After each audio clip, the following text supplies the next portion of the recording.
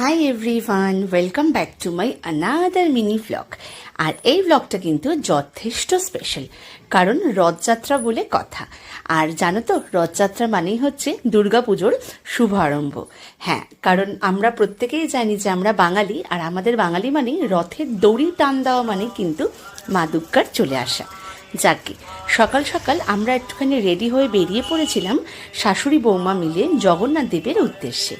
আসলে গত বছর দেখেছিলাম ওখানে গোপাল পুজো হয়, তাই আমাদের বাড়ি 3টে গোপাল নিয়ে কিন্তু আমরা রওনা দিয়ে দিয়েছিলাম জগন্নাথ দেবকে দেখবো বলে এবং পুজো দেবো বলে। গত বছরের ব্লগ দেখলে তোমরা জানবে যে আমাদের এখানে হাওড়াতে জগন্নাথ মন্দিরে খুব সুন্দর করে পুজো হয়, একদম পুরীর নিয়ম অনুসারে। তো তার জন্যই আমরা চলে গিয়েছিলাম আর সেখানে পুজোও দিয়েছিলাম। আর এই যে দেখো, বড় গোপাল, মেজ গোপাল আর ছোট গোপাল তিনজনের কিন্তু পুজো হয়ে গেছে।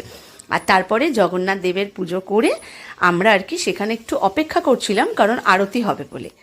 যদিও সেটা তোমরা দেখেছো শর্টসে, আর সেটাকে তোমরা কিন্তু খুব ভালোবাসাও জানিয়েছো, তার জন্য অসংখ্য ধন্যবাদ। আর তোমাদেরকে একটা কথা বলি, তোমরা কিন্তু আমার চ্যানেলটাকে সাবস্ক্রাইব করো, আমি কিন্তু এরপর আরও অনেক অনেক স্পেশাল ভ্লগ তোমাদের সাথে শেয়ার করব। আর তারপর আর কি গোপাল বাড়িতে নিয়ে এসেছিলাম, আর তারপরে তোমাদের সাথে একটুখানি আরতিটাও শেয়ার করলাম। তোমরা দেখে জানিও যে তোমাদের কিন্তু কেমন লাগলো।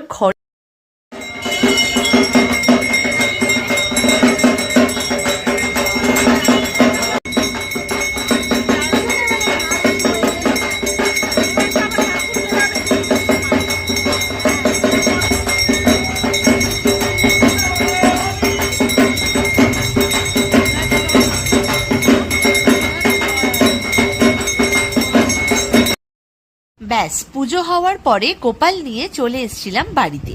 আর তারপরে ওয়েদারটাও একটু খারাপ হওয়ার দিকেই ছিল। তোমরা সকলেই জানো যে রথের দিন কিন্তু খুব বাজে ওয়েদার ছিল, যাকে দুপুরের পর থেকে পরিষ্কার হয়েছিল।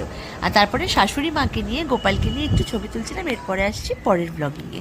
দেখা হচ্ছে পরের ব্লগে। তোমরা জানিও তো আমার এই দুপুরবেলার লুকটা তোমাদের কেমন লাগলো।